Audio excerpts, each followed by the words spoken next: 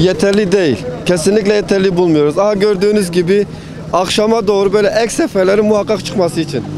İnsanları görüyoruz, toplumu görüyoruz ne haldeler. Bak abi kamera o tarafa da çevirin kendiniz de görün. Kesinlikle ben uygun görmüyorum yani. Şu an yani otobüs dediğimiz paket olmuş ya. İnsanlar bu hale mi sokulması lazım yani? Aha görüyoruz işte abi. Görüyoruz. Saatlerce insanlar böyle bekliyor, toplum bekliyor. Yazık günah değil mi bu insanlara? Ya abi benim istediğim şey akşamüstü böyle ek seferler çıksın. İnsanlar rahat rahat ulaşım yapsın. Abi Emekli TOKİ, Kuyubaşı TOKİ, o taraflar Bay Petrolkent, o taraflar bayağı eksik yani. Kesinlikle artırılsın diyorum yani.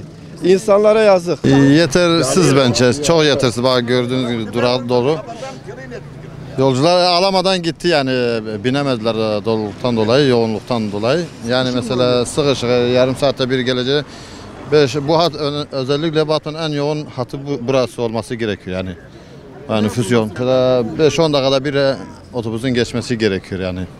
9A, 9B, 1A, 1B sefer sayılarının artırılmaları gerekiyor. Sefer sayılarını artırsalar iyi olurdu. Abicim şu an gördüğünüz gibi otobüs tıklım binemiyoruz, eve gidemiyoruz. Sürekli akşamüstü bu sıkıntılar oluyor, ulaşım sıkıntısı oluyor. Abicim en az 15 dakika bekleyeceğiz, 15-20 dakika bekleyeceğiz. Abi bazen buluyor. Hani düşün, diyor ya işte en düşük yani 15 dakika bekleyeceğiz burada.